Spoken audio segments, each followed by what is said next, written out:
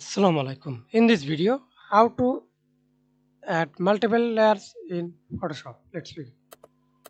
See this layer, added multiple layer, hold Control and again hold Control, select multiple layer. I use this layer, use this layer, use this layer. Then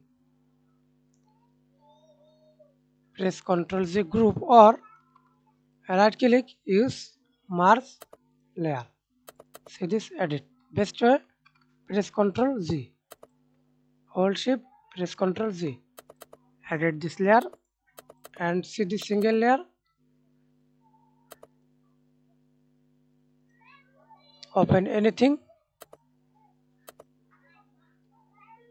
and create new layer.